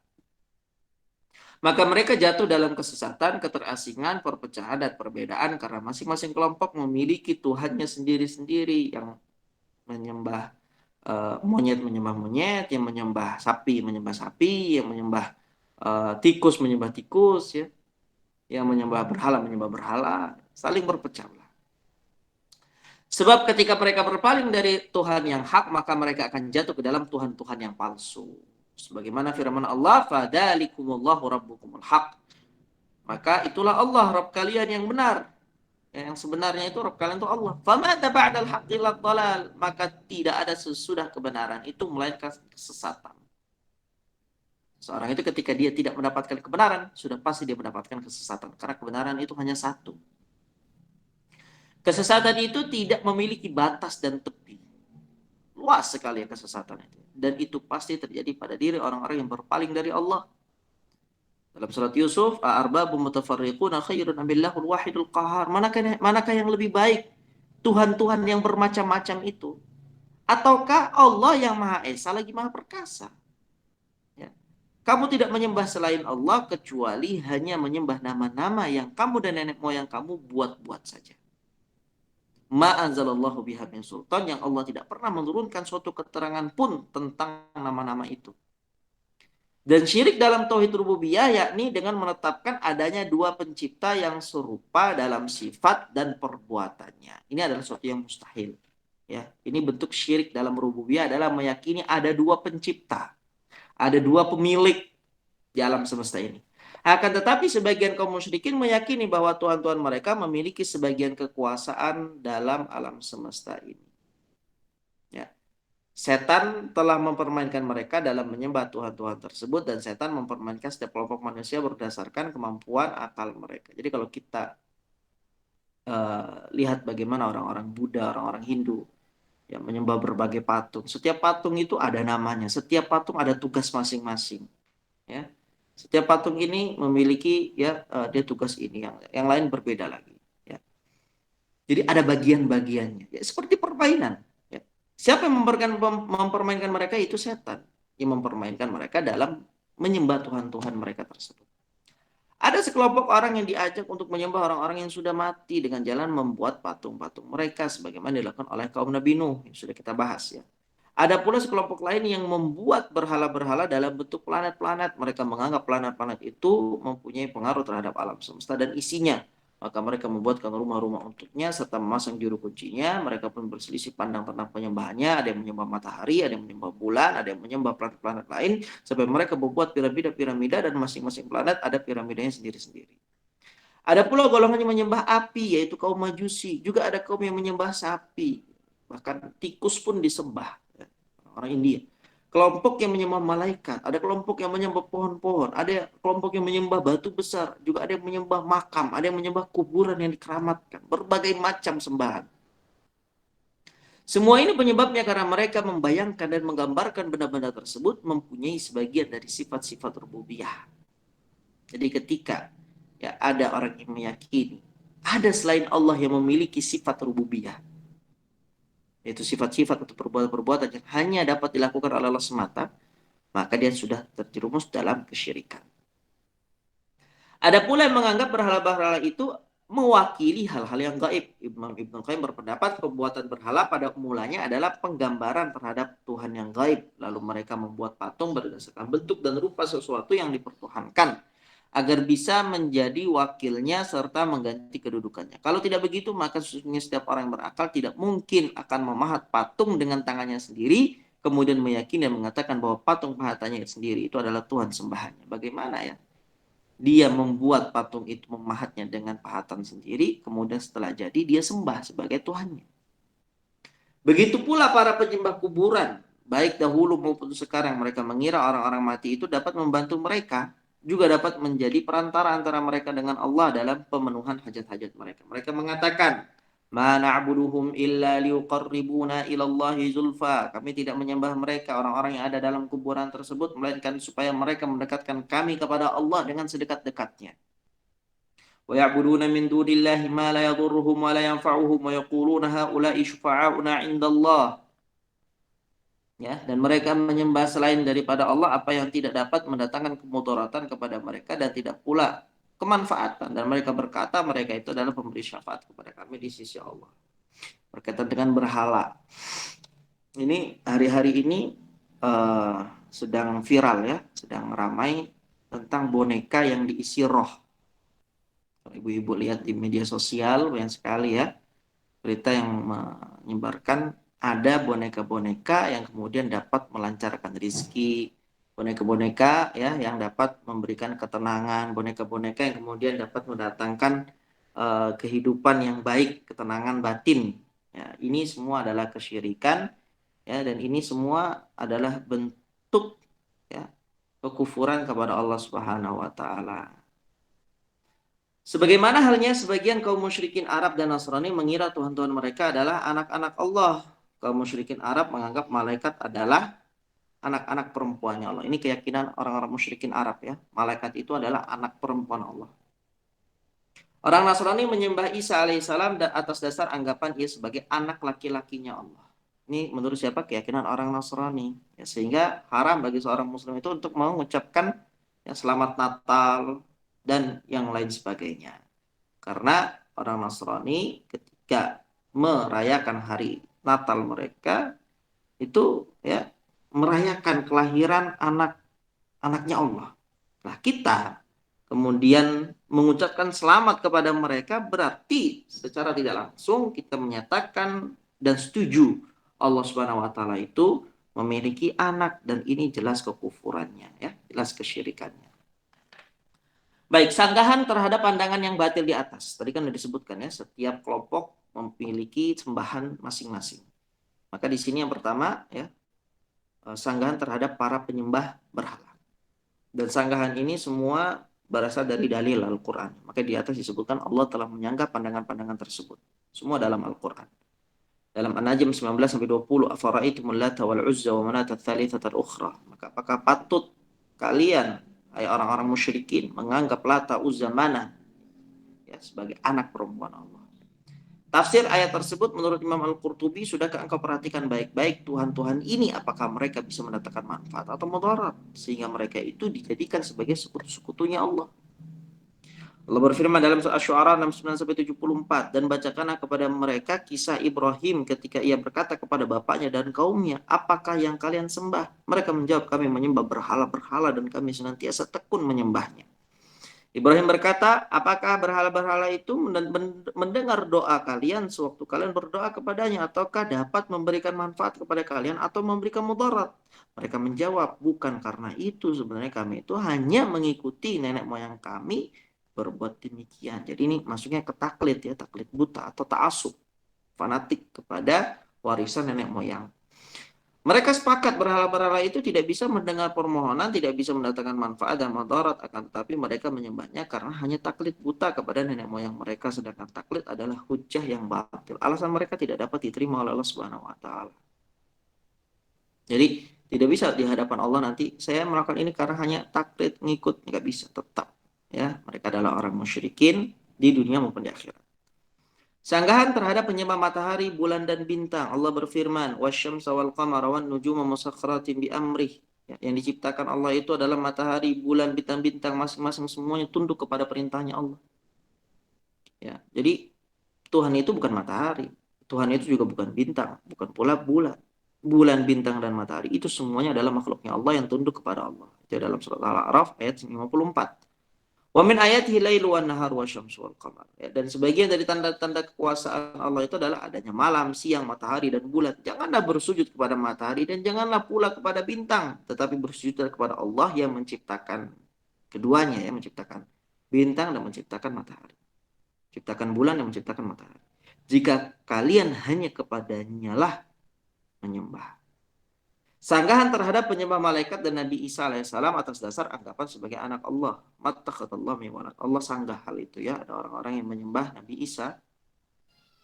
Allah sebut mattakhadallahu min walad. Allah sekali-kali tidak mempunyai anak. Dalam surat Al-An'am, anna yakunu lahu walad wa lam takul lahu sahibah. Bagaimana Allah memiliki anak sedangkan Allah tidak memiliki istri?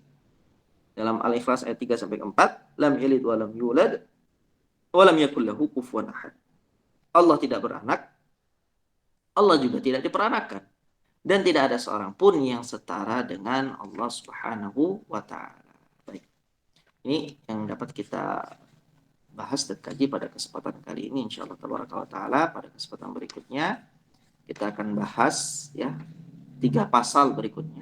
Pasal ketiga, pasal keempat dan pasal kelima, hingga kita menyelesaikan bab tauhid rububiyah ini insyaallah azza wa jalla. Baik, mungkin sudah dapat kita bahas. Jazakillah khair kepada Ibu yang membacakan materi kita pada hari ini.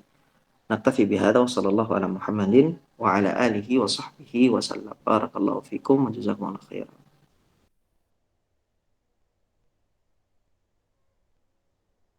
Jazakumullah khairan wa barakallahu fikum. Ada jamaah yang telah bacakan materi dan juga kepada Ustaz yang telah menjelaskan. Baik. Semoga menjadi ilmu yang bermanfaat bagi kita semua, dapat dipahami, diamalkan, serta didakwahkan. Amin ya rabbal alamin. Selanjutnya kita masuk ke sesi tanya dan jawab. Kepada jamaah yang ingin langsung bertanya, dipersilakan untuk di-unmute audionya, ataupun yang atau jamaah yang ingin bertanya melalui chat, silakan, nanti insya Allah akan Anda bacakan. Pada jemaah yang ingin bertanya dipersilakan.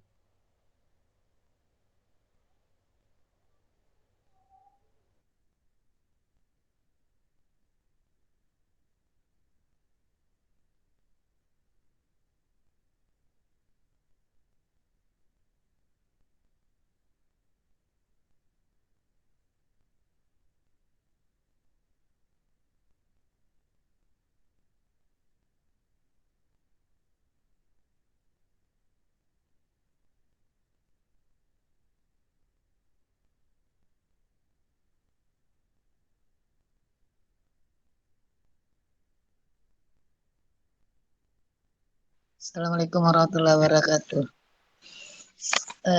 Ustadz, kalau dilihat dari pembagian ini kan adanya tauhid rububiyah, uluhiyah, dan asma wa sifat. Kalau seseorang, ini tadi disebutkan hampir seluruhnya hanya orang bodoh, di sini dicontohkan adalah komunis. Kalau seseorang itu sudah memahami tauhid rububiyah, itu kan bahkan belum berarti dia beriman ya Ustadz. Kalau orang hanya mengimani tauhid rububiyahnya saja, belum masuk ke uluhiyahnya. Artinya ini belum merubah seseorang penamaan yang berhak mendapatkan janahnya Allah. Begitu kan Ustaz? Iya benar. Jadi hanya mencukupkan diri dengan tauhid rububiyah saja, tidak menjadikan seseorang itu ya beriman kepada Allah Subhanahu wa taala. Jadi itu hanya keyakinan. Tauhid rububiyah itu hanya keyakinan diri. Kita meyakini Allah yang menghidupkan, Allah yang mematikan, tanpa praktek yang benar dalam peribadatan kepada Allah semata. Kalau dia melakukan hal-hal yang kesyirikan, maka ya sudah pasti itu menafikan keimanannya tadi. Tauhid rububiyah itu sudah ternafikan.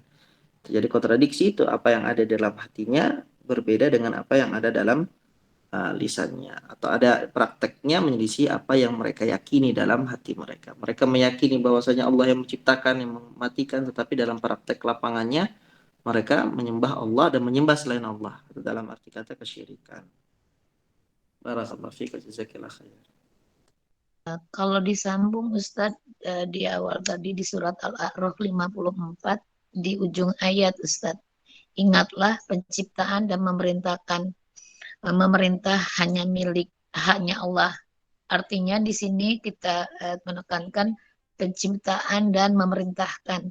Arti kalau tadi penyimpangan itu dalam bentuk penciptaan Allah dalam bentuk-bentuk, ini kan diawali di sini ingat penciptaan. Tadi disebutkan adanya menciptakan patung, matahari, sudah dijelaskan kan Ustadz. Nah, saya masuk kepada memerintah itu hanyalah hak Allah Ta'ala. Jadi di sini lebihlah daripada aturan ya Ustadz memahaminya, memerintah. Artinya di dalam satu komunitas ada yang berhak memerintah itu, yang menciptakan kita adalah berarti di sini aturan. Begitu Kak Ustadz memahaminya? Nah, benar. Jadi kita memahami wal amr ya. Ala lahul khalq wal amr. Ingatlah yang menciptakan dan memerintah itu hanyalah haknya Allah. Jadi kita ini ketika sudah diciptakan oleh Allah, maka aturan yang berlaku dalam kehidupan kita di dunia dan akhirat pun dikembalikan kepada Allah Subhanahu wa taala. Ya, kita tidak bisa membuat aturan sendiri ya, tidak bisa buat aturan main sendiri, tidak bisa. Kita hidup di dunia ini, Allah yang menciptakan, Allah juga yang membuat aturan. Allah yang mengadakan kita di dunia, kita kembali kepada apa maunya Allah. Apa yang Allah inginkan dari kita, itu saja ya. Allah katakan jangan lakukan, kita tidak lakukan. Allah katakan lakukan, kita lakukan. Dan kita tidak boleh membuat aturan sendiri. Ya, tidak boleh membuat hukum sendiri, ya. Hukum yang menyelisih hukumnya Allah Subhanahu wa taala ini adalah bentuk ya seseorang yang tidak beriman kepada Allah Subhanahu wa taala. Bagaimana dia diciptakan kemudian dia membuat aturan sendiri di dunia? Ibarat kalau kita itu membeli motor, maka aturan cara pemakaian itu ya dikembalikan kepada pabrik yang membuatnya. Kita beli mobil, bagaimana cara memakainya dikembalikan kepada aturan pemakaian. Setiap benda itu kan ada aturan pemakaian yang dibuat oleh orang yang menciptakannya, orang yang membuatnya. Nah, bagaimana dengan kita di dunia ini? Manusia ini ada aturannya, dan kita ini mengatur kehidupan kita bukan dengan cara kita bermusyawarah antara kita. Kita duduk kemudian kita berpikir, kita mengikuti logika kita, syahwat kita dan yang lainnya, tidak. Kita hidup ini sudah ada aturannya, yaitu dalam Al-Quran, dalam Sunnah Nabi SAW, dalam hadis-hadisnya. Ya, tinggal mengikuti saja apa yang Allah inginkan, apa yang Allah atur, maka itu insya Allah kita akan dimasukkan oleh Allah Azza wa Jalla ke dalam surganya.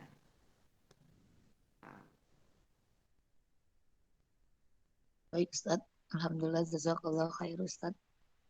Barakallahu fiik.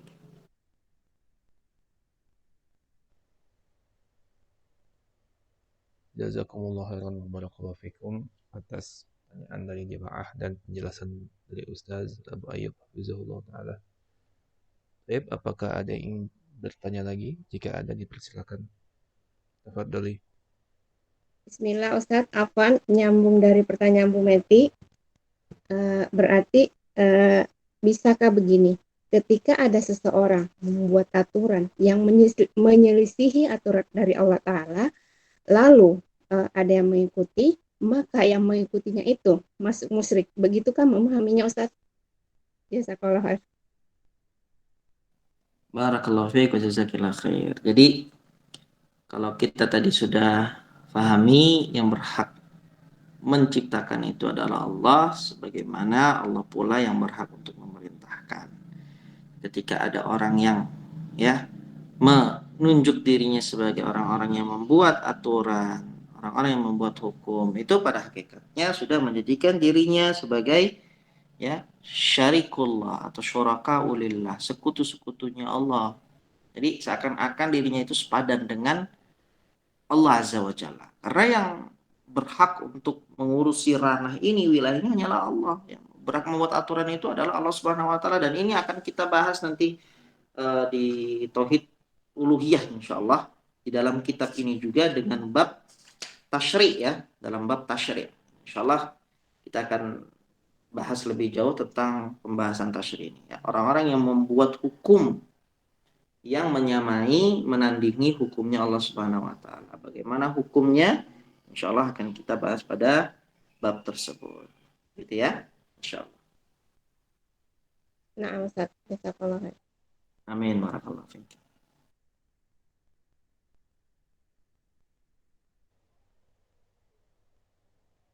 Jazakumullah khairan wa barakallahu fikum atas pertanyaan dari jemaah dan jawaban dari Ustaz. Taib, karena waktu sudah menunjukkan hampir jam 14.30, kita cukupkan sampai di sini. Nanti jika ada pertanyaan kembali bisa ditanyakan pada sesi tanya jawab kajian berikutnya insyaallah taala. Taib, sebelum kajian diakhiri, ana mewakili jemaah mengucapkan syukron jazakallahu khairan barakallahu fik Ustaz atas keluangan waktu, ilmu dan nasihat yang telah disampaikan oleh Ustaz. Semoga Ustaz dan keluarga serta kita semua selalu berada dalam lindungan Allah Subhanahu wa Ta'ala, dan semoga kita semua mendapatkan rahmat Allah Ta'ala untuk masuk dalam surga firdausnya. Amin ya rabbal alamin. Mari kita tutup majelis ini dengan membaca doa kafaratul majelis. Subhanakallahumma wa bihamdika asyhadu an la ilaha illa anta astaghfiruka wa atubu ilaik. Assalamualaikum warahmatullahi wabarakatuh. Waalaikumsalam warahmatullahi wabarakatuh. Jazakumullah khair Ustaz. Jazakallah khair Ustaz, barakallahu fiik.